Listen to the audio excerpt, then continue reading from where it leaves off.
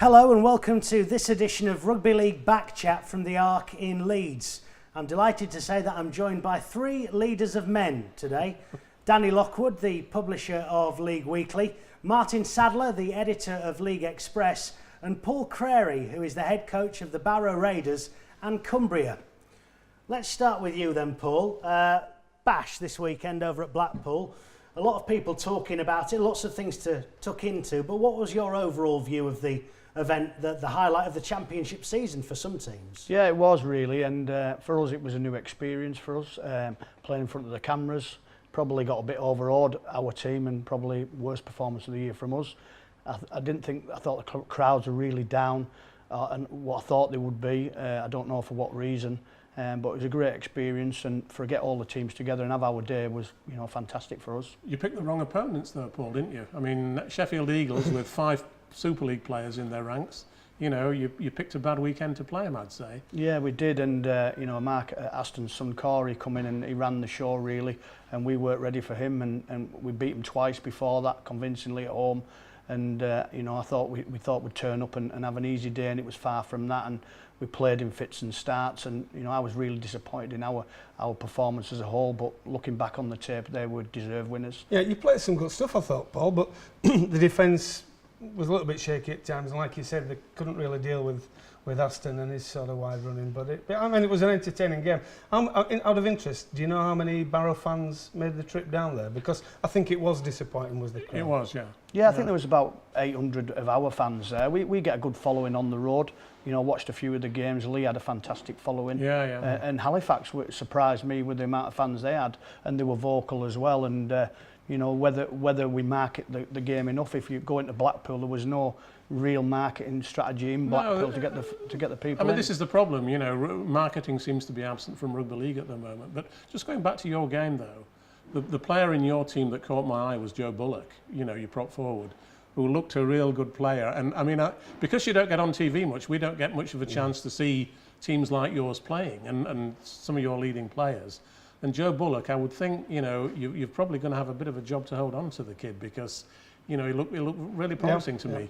Yeah, we've had word that has been approached, probably illegally. Yeah. Whether I'm allowed to say that on here, and I have said it now. Yeah, I like to get that in. And a club has met him at a service station, a big club, and he's contracted till 2019 with an option to 2020.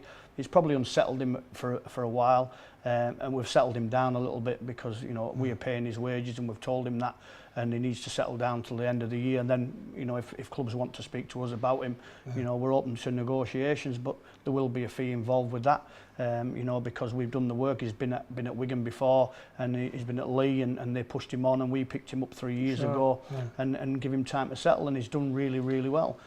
How did you find it playing? We're talking about in front of the cameras, and obviously there were 1 or 2 video ref calls in your game. But did you have a view on that? Because you wouldn't have been on a video ref system before, would you, Paul? No, we haven't been on a video referee system. Probably talking about the Ryan Fieldhouse incident where there was 2 in the tackle, the ball looked like it was ripped. But the incident before that is when he put his foot in touch, when he should have let the ball go dead, and he picked the ball up, his foot was clearly in touch. And we had a referee screen there, and we didn't go to it for one reason, and we went for the one with the Stack incident, which to me looked like he didn't score, but there was a little incident there where you could see the ball hit the ground, so he did. But the other incident wasn't pulled up, so we need to go to that. There was an incident as well where they went down the touch line, and the foot was clearly in touch on the right hand side. So that was another incident. But there was one incident as well where the referee called an obstruction without the help of the video referee, because of course it wasn't used for obstruction at the weekend in the summer bash, and he called it when Ryan Duffy was pushed off by a dummy runner, so the referee picked that up, I thought, which was it was pretty good. It was pretty good, the referee, to be fair, but just on that one instance where it was controversial, and the game was pretty tight at that point. I think it was 22-28 at that point, and that try was given, so the momentum swung again after we'd got it back a little bit. Paul, can I ask, because we're 5 minutes in, we're into referees already.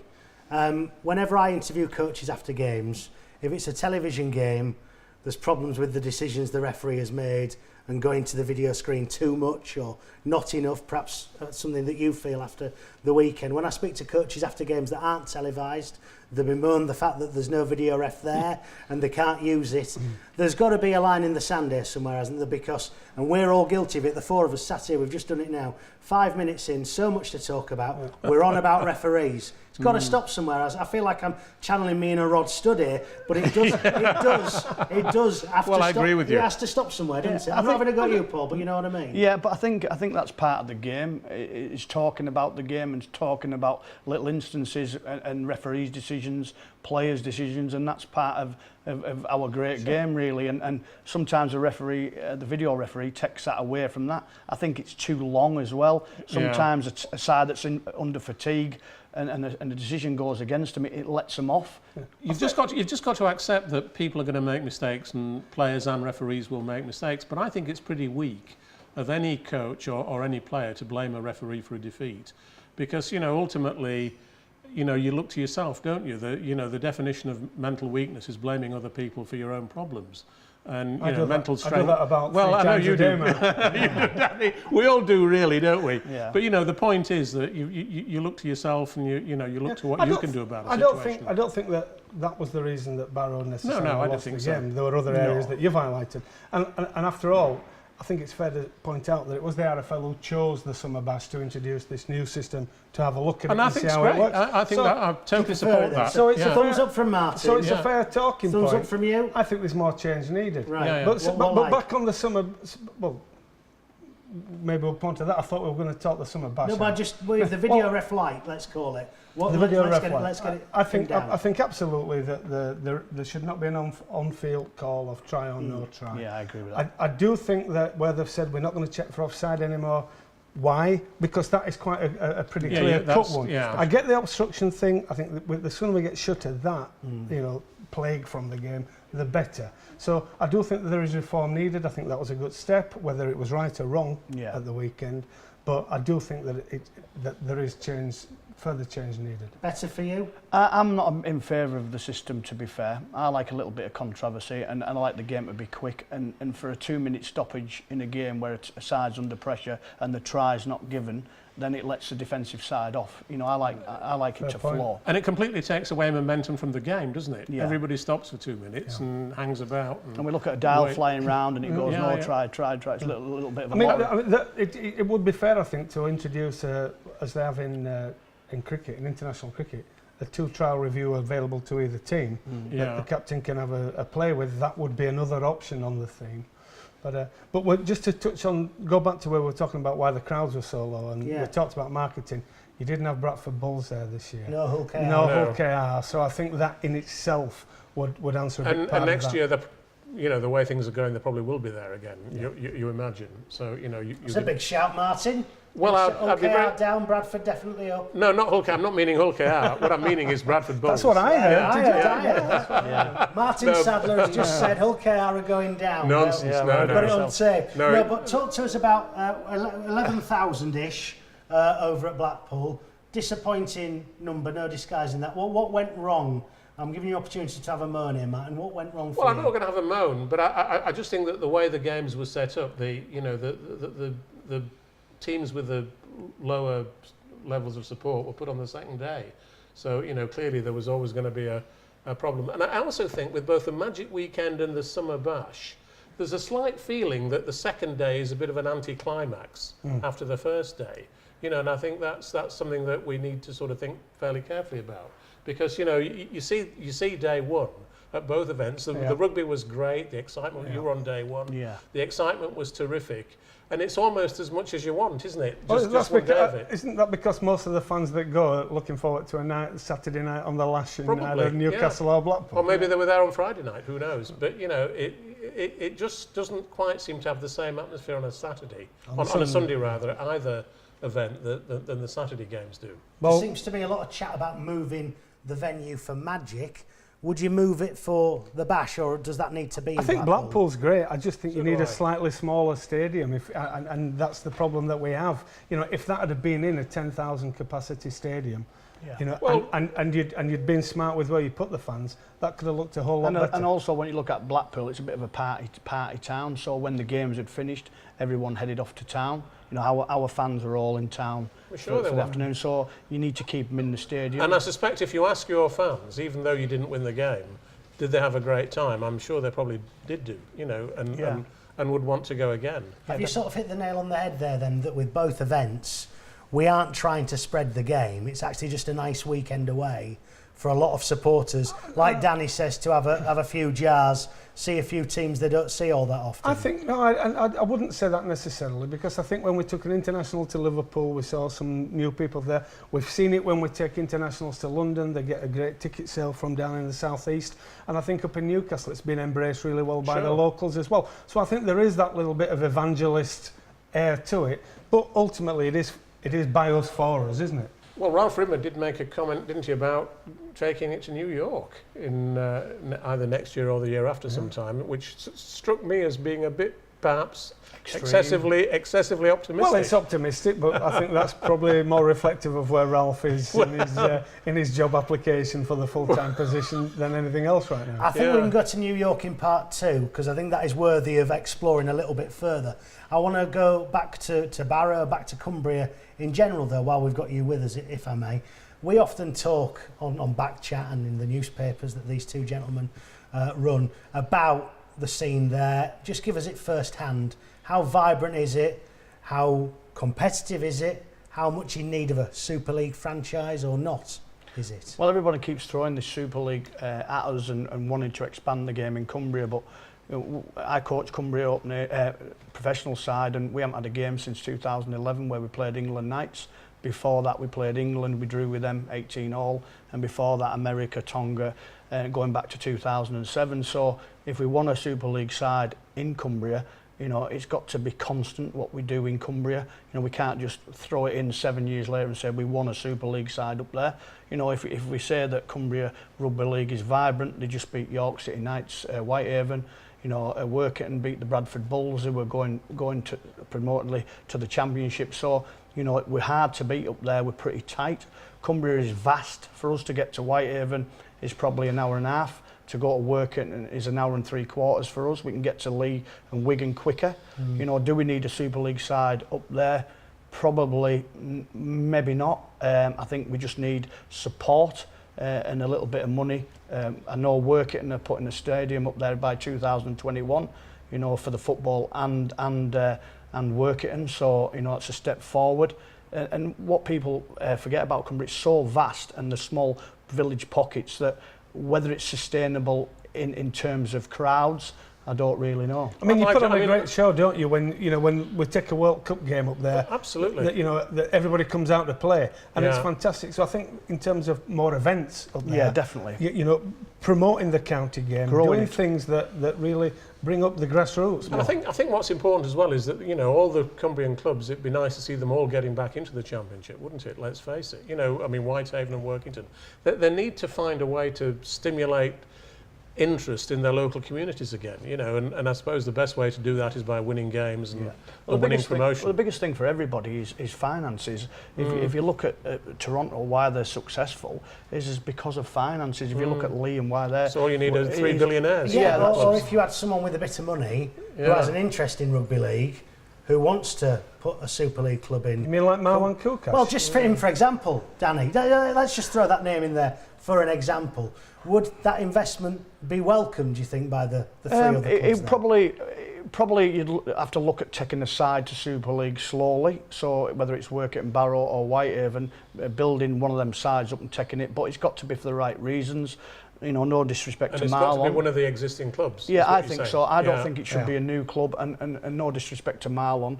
He had Salford and he pulled out of there. And what we can't have in Cumbria is somebody coming in for a 5-year stint and then pulling the pin just because the crowds aren't up to scratch, or because you're governed by, are the Barrow public going to drive to work and to watch a Super League game? Probably not. You know, the Wigan St Helens fans and, you know, the kids are going from our area up to St Helens and Wigan on scholarship programmes. So We've tried a Super League franchised scholarship programme in Cumbria that didn't work, and there's a lot of money and investment went into that. I didn't think it was well thought out, and it definitely wasn't well run. You know, and that collapsed, and they were looking at, we've set up a programme at Barrow where we have 140 kids on our programme, a 19s programme and a 16s elite programme, and they wanted for all the investment to be involved with our programme. They wanted the kids to be involved with us, but some Super League sides didn't want that to happen for whatever reason. I'm going to come in there because we're nearly out of time in the first part. We are going to broaden our net from Cumbria, from the Blackpool Bash, to look at many other things going on in Rugby League at the moment. Still fallout from Magic, plenty of news from Australia, Origin sides and Billy Slater's imminent representative retirement to mull over, and plenty more in between with Martyn, Paul and Danny here on Rugby League Backchat. This week's edition here from the Ark in Leeds.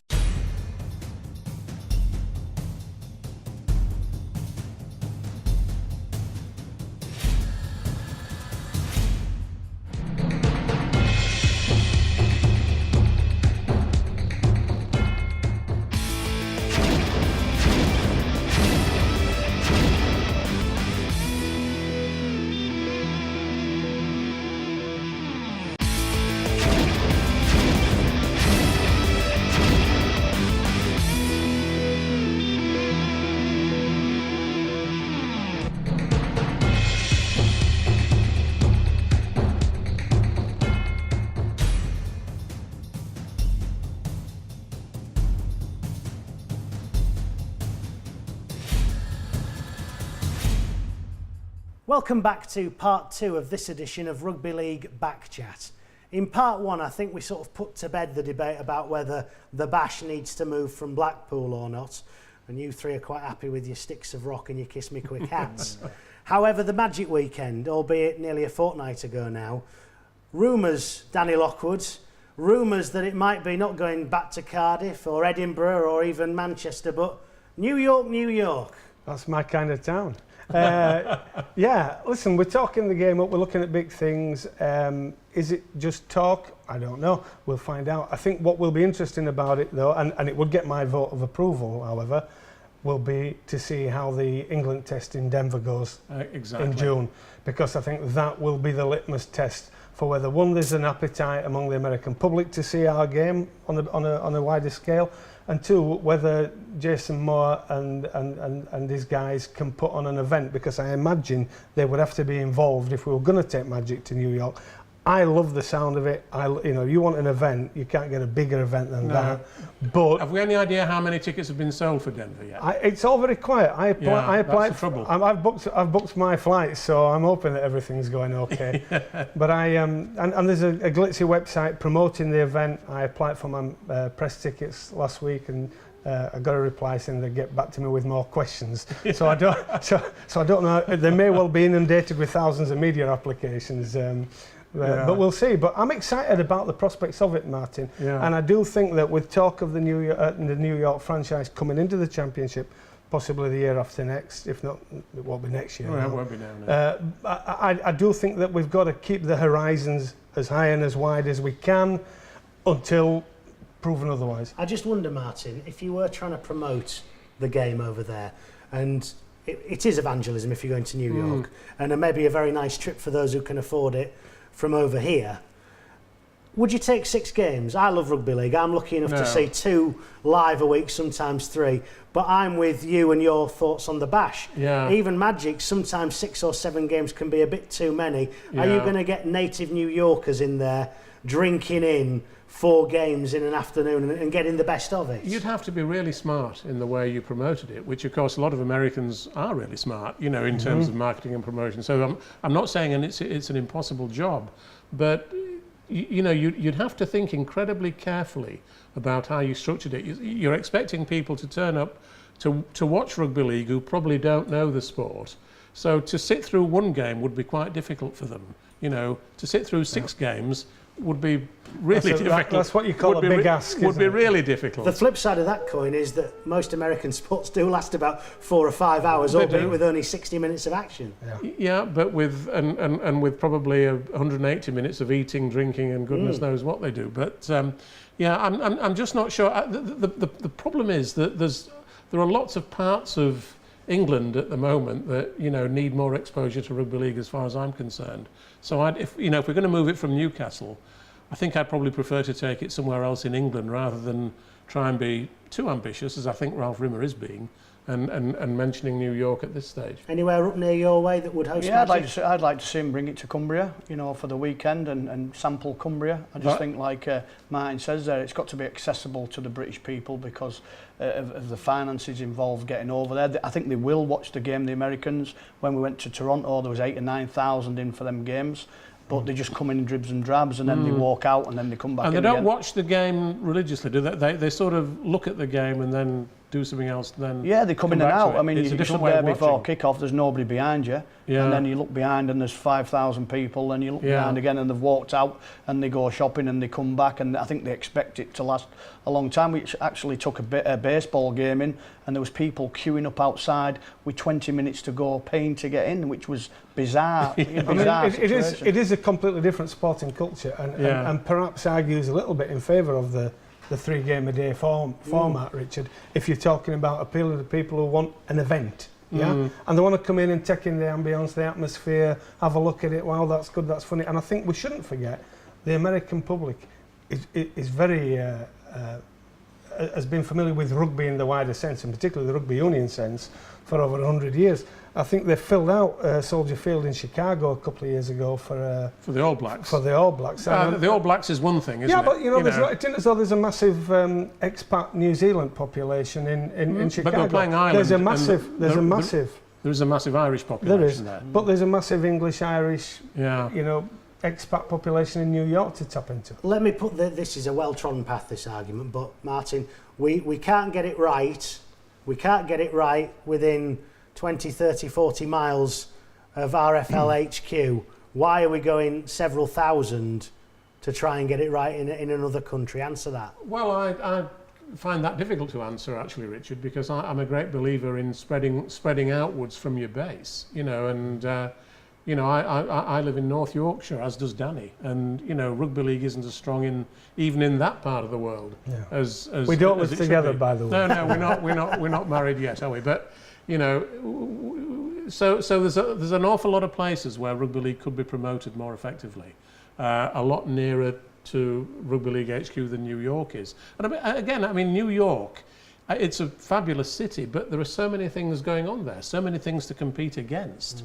It's not easy in New York to become the headline act because there's so much other sport and culture. I think if you set yourself up for that ambition, you'd be doomed to fail. Absolutely, Are you taking it away from people as well, Danny? Because most people now have accepted that Perpignan can be part of their calendar. It's a weekend away, but you can get cheap flights to Girona, Barcelona, Toulouse.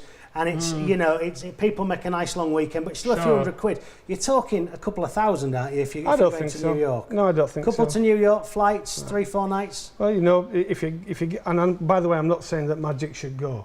I think it would be great to see an event over there, and I think as we're looking at what the potential is for catching some headlines. Whatever the event is, it should involve the United States national team. Because that's what is likely to get them, and playing somebody who they could potentially beat. That's what's likely to get most. Well, they play Canada, but they play Canada and they play them in low-key games. They do, yes. Off the beaten track. If we could raise the level, that'd be great. What about the cost? You were talking about the cost. I just think that you can do it affordably, and if you can run charter flights. There are ways to do it. Remember when we have a World Cup tour or a Lions tour, the old Great Britain Lions.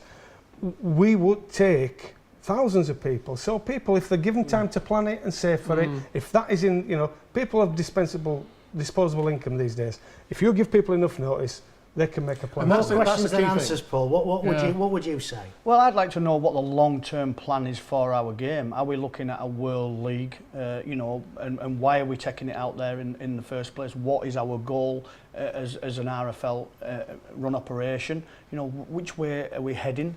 Because we talk about that, nobody ever talks about grassroots football anymore and growing it from the bottom. We look at expansion without a base, and I think we need to go back to a base and looking at the education of kids and stuff like that, and we throw New York in and it just gets thrown into the ring from nowhere really. And why are we doing it? Do we want a New York based team in?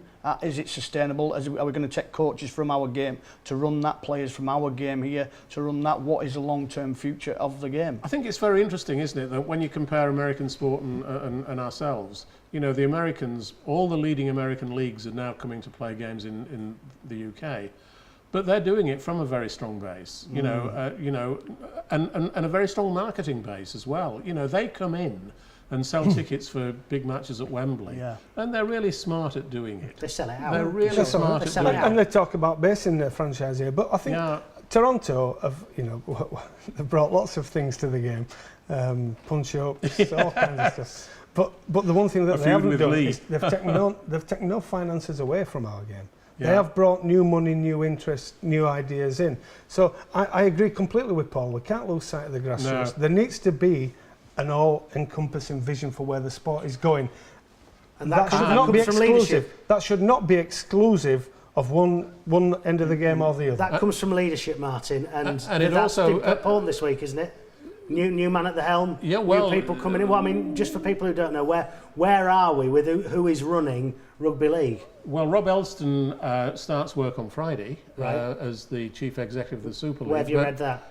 Where have you seen that? Oh, the people who seem to have decided that are Everton Football Club, Right. because they're the only ones who put out a press release saying it. At the time of this discussion, the RFL or Super League Europe hadn't issued any sort of media release to say that Rob is due to start work this week. So Dixie Dean's running rugby league is what we're saying basically then. Well, so we think this organisation could take a magic weekend to New York, do we? And they can't even announce their own new chief executive. Yeah, I think there is a vacuum, a power vacuum at the heart of the game at the moment. There's conversations going on behind closed doors between clubs. They're always behind closed doors. Between cabals from Super League, from the Championship.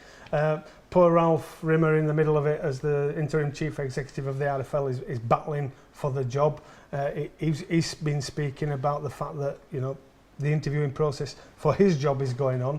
How that will fit and marry with Rob Elston as the chief exec apparent of Super League, no one knows, because no one's telling us. So, have you been in any of these meetings, Paul? Can you tell us anything? I haven't been in any of the meetings, and I probably wouldn't tell you if I did know, because I've heard it's a little bit private and confidential what is going on. That's all I do know. I know Ralph's accessible. When I've ever had problems, I just phone him up, and he's been pretty good with me on dealing with stuff, and I'm not afraid. So it doesn't say, "Oh no, not you again." No, it doesn't say. I think he does sometimes, but he has dealt with some problems for me when I've been a little bit stuck, and so I've got a lot of respect for him. Again, we need some solidity in the organisation. Like Martyn says, nobody knows what's going on and who's running the game, and there is a power struggle going at the moment, and it needs to settle down because it's detrimental we need to somebody our game. who knows how to talk the game up apart from anything else. well, I think we've had people who talk it up without delivering it up. Yeah, no, but at the moment we've not got that. Well, I'd like to know, either. Another chap I like, but has been absolutely anonymous since Nigel Wood departed, has been Brian Barwick. He's the chairman of the sport. He's the guy who really needs to show some leadership and pull together the communicators and say, listen, we've got to have a song sheet that we're giving people to see. He's here for the long term, isn't he? Because his name's attached to the Rugby League World Cup in 2021, isn't it? I mean, so he isn't going to clear off anytime soon, Martyn. But the trouble is, the people at the RFL seem terrified of the club owners at the moment. The club owners are insisting on this, complete confidentiality of everything. Even the most minor things, they don't want to come out and say anything about in public, and it's just ridiculous. If it was up to them, we wouldn't get to watch the games there'd be either. no publicity at all. They'd play behind closed doors if they could do. Would there be a split then? Well, we've got about 3 minutes left in this part. Is there chance of a split between the RFL and the Super League as such? Could No you see? chance, no chance, because the biggest club in the game financially is Leeds Rhinos, and Gary Hetherington is absolutely dead set against that. None of the other clubs could pull away from the Rugby Football League without Leeds Rhinos. I think with Gary, I think with Gary Hetherington, he is for the game. He is, yes. Gary is for the game. You speak to him, he's very down to earth and he wants the game to progress. I think he's pretty much frustrated with the little bit that's going on, but I watched him on this programme a few weeks ago and he's definitely for the game. Well, I was talking to one potential candidate for the chief exec post at the RFL, and he said if Gary Hetherington wanted to, given Leeds' financial strength, he could absolutely dominate rugby league. But Gary is sensible enough to realise that would be like Wigan, in the 1980s and 90s. It'd drive other people away. And I think that in that we've probably answered our own question. There will be an accommodation eventually. Yeah. There will be some kind of a structure that respects the integrity of the single game. I really hope. I think it'll have to be for the sake of the game, but also will probably bull up the Super League club's influence rather more. Could Rob Elson end up running both of them? Who knows? Who knows? Who knows? But strong leadership is what's needed, is whatever way you're looking at it. Well, smart leadership, I would say smart leadership is what I don't know about strong. I think, Martyn, we've got to come up with a plan and a way forward for the game. I think we're desperate for a reserve grade system. Sure. I think the scholarship programme should be scrapped. I think we should go back to the old service area and get some of the internationals. I've spoke to Gareth Carvell this week, and get some of the internationals involved at grassroots level in part of in areas. We've got David Cairns in our area that's retiring now from work. That would be ideal in our area to be involved with the service area, and it was thriving then, and kids were coming up. Don't get them travelling up and down the motorway to all these Super League clubs and then getting spit out in a few months, dejected. Getting disillusioned. I just think we need a structure for the game. It's got to be done from the top, but also the game's got to be built from the bottom. Have we put your CV in? No. Would it be wrong, though, to get a rugby league man into that job? Into what job? Into the top job? Well, you could argue that we have rugby league men in the top job in terms of their backgrounds and their passions and their understandings of it. It is an incredibly complex job to have. It isn't just, you can't just wear your heart on your sleeve and drive the vision forward. If you read the job description, it makes being the Prime Minister look fairly easy. Will frighten, that will frighten you half to death. It is a job I wouldn't want. I think you've got to be real strong. Whoever takes it on has got to be strong. He's got to get a meeting with everybody and thrash it out in a room of which way the game wants to go, whether we want to go back and help the grassroots. And I think that's the only way forward, to support it from the bottom, but then be strong at the top, and the clubs can't run the game. I think the governing body's got to run the game and be strong enough to run the game. That is the problem we have right now, isn't it? Because you've got particularly strong club owners who actually are wanting to run the game. Well, the thing I've taken from part 2, and we're almost out of time, is the fact that running rugby league is a harder job than sitting in number 10 Downing Street, it would appear. Well, there has been a bit of a blur since learning that Martyn and Danny live together in a little cottage in North Yorkshire. We've still got time for one more part of Rugby League Back Chat from the Arc here in Headingley, and still plenty more rugby league to discuss as well.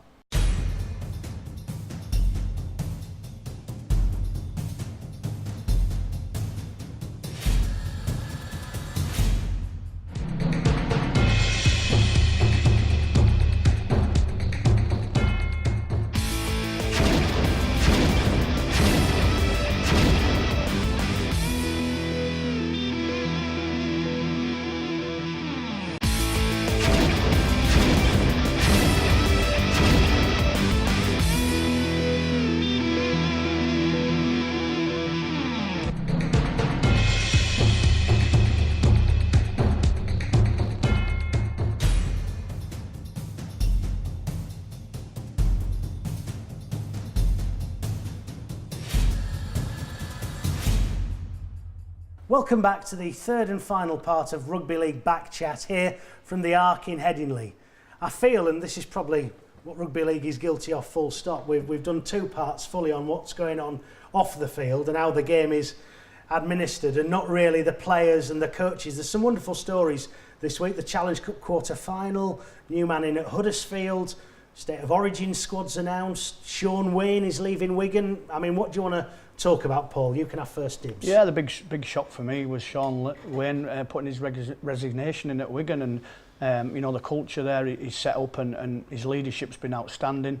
And to announce it at this stage of the season is very strange. So whether he's been undermined or he just wants a career change, I don't know. But for the people on the outside looking in, you think, you know, why now and why does he want to go? A Wigan lad played for him with distinction and coached him with distinction as well, and he's throwing it in, and you know, everyone's wondering in the game why he's going to go. Well, he has been at Wigan 30 years, hasn't he, as a player and as a coach. So I suppose after 30 years, there does come a point where you do want to change it. That's fairly natural. And Sean, by all accounts, does have other, you know, options available to him, including, very sadly, as far as I'm concerned, in the other code. You know, he's been linked with becoming the Scottish Rugby Union defence coach. He's even been linked by Will Greenwood with becoming the England Rugby Union defence coach. You know, and that's a well-trodden path, isn't it, for rugby league coaches? I mean, as a man who's had several midlife crises, I'd like to put it down to something as simple as that for sure. Yeah. Listen, it goes with everybody's best wishes and admiration. Sure, absolutely. And I think, you know, he's at a stage now where, and I wish more coaches had did this, and I wish Tony Smith had at Warrington, gone on his own terms when he thought the cycle was right for him to do something different. He's got a lot to offer wherever he goes, and I'm sure that there are options on the table for him. I wouldn't rule out the fact that he could be the next coach, but one back at Wigan, who knows? I'm pleased for him. I'm less surprised about the timing, in that this is just the G-up he's going to give his boys before we get to the Super 8s. They're going to want to really be giving the gaffer a big send-off. Although, funnily enough, at Hull Kingston Rovers on Friday night, it didn't seem to work that way, did it? Well, there were a number of factors that involved there, and we've seen that as well with big teams before, haven't we? And on any given day, anybody can get hijacked in our sport. Has he gone on his own terms then, is the obvious follow-up to that? I mean, mutterings that Hardacre's signing, or Tompkins' departure, even McAloram's departure, some people say was the start of... He's dealt with his share of bad boys, as Sean Wayne. Yeah. And I don't think the Hardacre thing has anything to do with it, really. I would imagine that Ian Lenigan is not the easiest employer to work under. Well, the fact is that Ian Lenigan is the boss, isn't he? Ian Lenigan is a strong personality, and he will have his way. He's the owner of the club, so he will have his way. And if Sean doesn't agree with him, then there's only one thing Sean can do, and that is... Well, and he had that with Michael Maguire. He was banging heads with Michael Maguire all the time with Sean Wayne.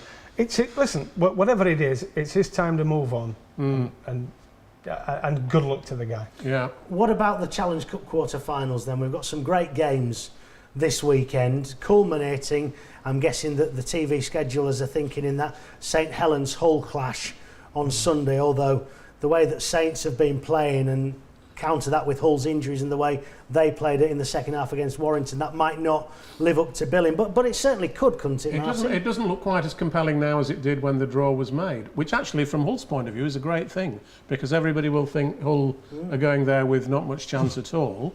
And I think that will be inspiring for them, because of course they've got this incredible record in recent years. But I mean, the game that actually I find most interesting now, and I didn't at the time the draw was made, is Huddersfield versus Catalans on Thursday night. Both Huddersfield and Catalans, you know, seem to have started winning games.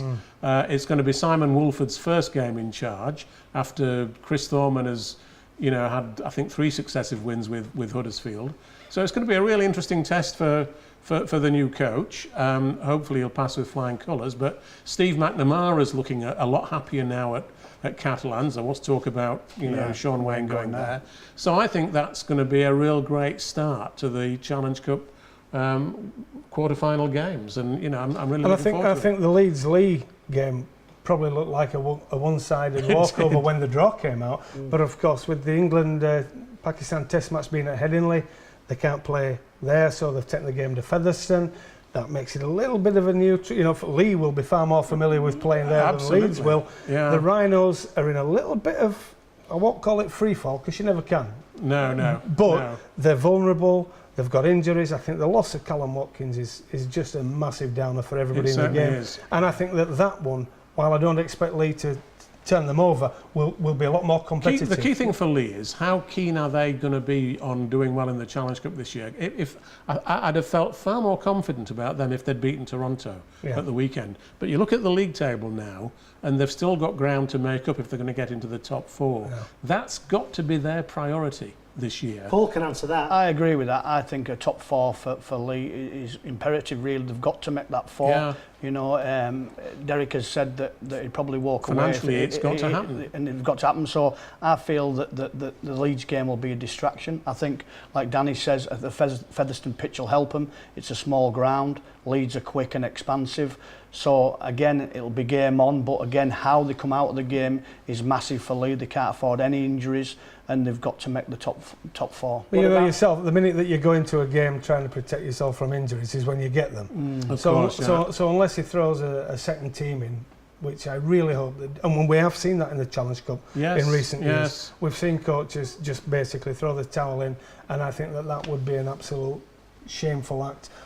It should be a good game. Will it be? Yeah, I think they'll have a go. I think Lee will have a go. It's in the makeup to have a go. They've hit some form. I watched the game where they played Toronto, and they were in total control. They had the full-back sent off. Yeah, they were unlucky, I thought. And then it was on the death that they scored against the run of play. And Toronto are a very good side. He showed that against Warrington. A little bit of indiscipline cost them, but I think Lee will have a go. But how it affects them after the game will be massive for the club, because if Derek walks away from the club because they don't make the 4, club is shot. It's shot.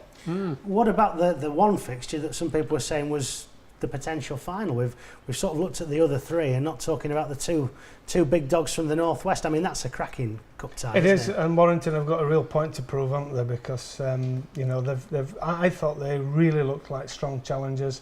They've had a couple of slips. That can happen. That's going to happen to any team.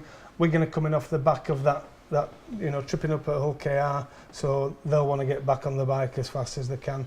That really should be the tie of the round. Yeah, I think Wigan bullied Warrington in the last game at the Magic Weekend. They were all over them. They wanted it more, and I thought Warrington a good football side, plenty of width. They've got a lot of width this year. But in terms of grit and determination, I think Wigan had the massive edge over them. And I thought when I watched the game, there was only going to be one winner there. It's hard to see that turning round. I actually thought Warrington was still feeling the effects of that game in the first half against Hull on Friday night. You know, Warrington still looked a bit shell-shocked to me. Of course, they came out then and beat them. Well, they had some inspirational poetry read to them at half-time. Well, indeed. Which makes all the difference. Indeed. And that alleged biting incident seemed to spur them on as well, didn't it? Well, it did. But, I mean, you're always going to get those instances. I think we can put away the Magic Weekend game. I think we can put away what's happened this weekend. I think, you know, for those two sides, they're thinking we want Wembley and we want Old Trafford. Yeah. And I think that's going to be a humdinger. Absolutely. Let's talk state of origin. It's the all-encompassing beast in Australia, to some people's disdain now. It's sort of quite trendy not to like state of origin as it was to love it 10 years ago or so. That's maybe down to Queensland's dominance, although it's a very different look this year. There'll be no Thurston, no Cameron Smith, no Cronk. Billy Slater will play his last season of representative footy, as they say. Yeah. It's in Melbourne. People who know far more about the NRL than I tell me that Brad Fittler, for once, has picked a New South Wales team on form rather than reputation. Martyn, what do you say? Well, he's picked a team that's got tremendous pace. I mean, you know, you look at Jimmy the Jet James Roberts at centre, the Brisbane Broncos player. They've got Latrell Mitchell, the Roosters player, you know, partnering him at centre. Tremendous pace between those two guys. Valentine Holmes. You know, I think New South Wales, on the face of it, look to have the stronger team. As you say, 3 out of the 4 great Queenslanders are now no longer playing. You know, Cameron Smith, Thurston, Cronk, only Billy Slater is left. So the odds look to be stacked against Queensland, which is probably why they'll win it. Well, because they normally do win when the odds are stacked against them. I mean, it's ironic, isn't it, that with Origin 1 going to Melbourne, that you don't have Cameron Smith and you don't have Cooper Cronk, who have been mainstays of the team for so long. It does feel like a changing of the guard. There's always been great upward pressure on spots in Origin, but this year more than ever. Although Greg Inglis, I think, is back. Yes, he's the captain. Yeah, the one thing you know as well is that in the Victorian capital, they'll all be shouting for Queensland. Yeah. You know, they all hate New South Wales in Victoria. So it's like a home game for Queensland. Without doing this too clumsily, to bring it back to Cumbria, Paul, if we may, because again, when we get to Origin time, we always get this Yorkshire-Lancashire debate. Cumbria would be worth a seat at that table. You've mentioned this game already on the programme, but one of the best rugby league games I've ever attended, full stop, was Cumbria against England. Very emotional due to the death of Gary Purdham. Your Cumbrian side led by Rob Purdham, it was a draw. Some superb performance, your forwards, Ewan Dowes, Kyle Amor, players like this, absolutely playing out of their skins. Is that maybe a way to get higher level rugby league into Cumbria, looking at perhaps representative football between the three major counties? Yeah, definitely, and there's some good players in Super League from Cumbria at the moment, and you know, I'd love to see a tri-series, but again, it's always been poo-pooed away that they don't want to play Cumbria. I mean, that game against England, we had no funding for gear, and England landed up with all the razzmatazz, and we went on there and we drew 18-all, and the only time we've been beat was against England Knights, and that was by 10 points.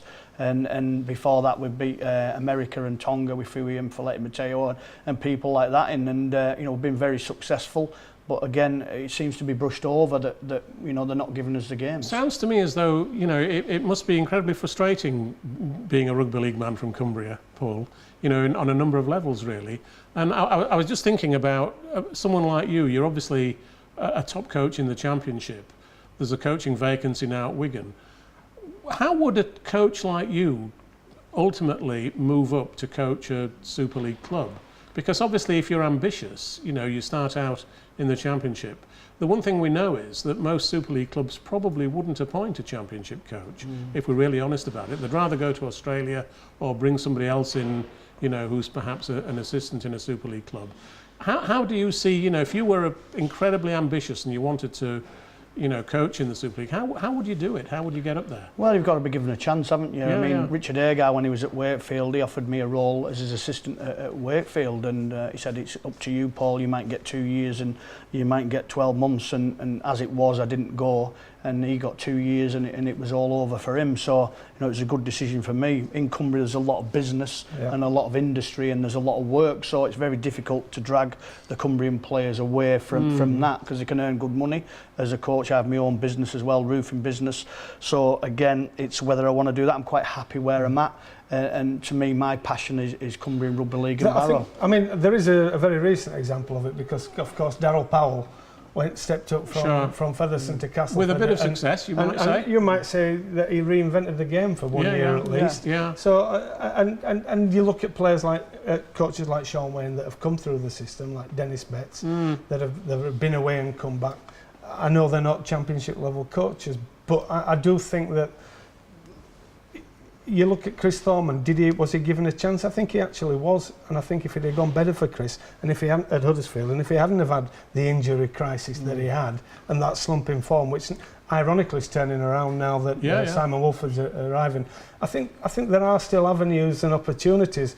Probably not as many as we'd like. I think the thought process for a lot of coaches, maybe Chris as well at Huddersfield, is he's happy to take the reins on, then step back, because it's his livelihood, you know, and if you put yourself up there, when it does go wrong, it can be catastrophic in terms of work and stuff like that. So, you know, I'm happy to have a job and coach and be lucky enough for it not to be my only income. I'm not under that much pressure to succeed. If it's not good enough, I go. If it's good enough, I stay and I have my job as well. So with them fellas, they can sit in the background and they don't take the knocks the same. I think for the Tri-County thing, to round that off, I've never spoken to a player or a fan who is not in favour of the county championship. Everybody loves it. I think the obvious answer as to why we don't get it is just room in the playing calendar. True. Yeah. But I do think that it would be a great concept to return to if we could find space. I think you'd get maybe that should be the Magic Weekend. Maybe you know, county games at the Magic Weekend. Well, again, that's probably one for another time. But yeah, give us a final word then, Paul, since we've got you here today, on Cumbria. Maybe we are retreading some of the things we talked about in part one of this edition of Rugby League Back Chat, but we often talk about it.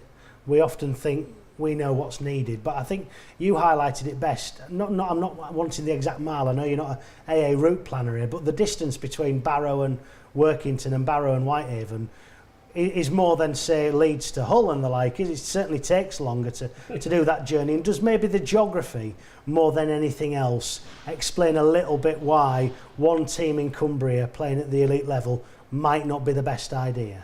Yeah, I think every Cumbrian club has got a chance to play at that level. And if you look back into the 80s, when it was a Stones Bit of Championship, Barrow were a Stones Bit of Championship side with the likes of Wigan and that, and it's only probably mismanagement that have sent these clubs spiralling down. So there is a chance to get back. Money's a big thing. I mean, in the Championship now, that the range of money from top to bottom is massive. I think there should be an even split financially. And then if an owner wants to put money in, that's up to them. But it should be a level playing field. There's so much diversity in the 3 divisions that it needs some consistency. For Cumbrian Rugby League, we just need help and financial help. We need a junior development system where structure is massive. Time's beaten us. Structure is massive, not only in Cumbria but everywhere. Just look at me. But time has beaten us on this week's edition of Rugby League Backchat. But for the details of all the other action on this channel, go to www.freesports.tv. Next week, we've got a very special Rugby League Backchat. Dave Woods will be on this chair with an all-female cast. But for this week, my thanks to Danny, Paul and Martyn. I think Paul's off to do a quote for Martyn and Danny's roof over in North Yorkshire. That's all we've got time for. Thanks for watching.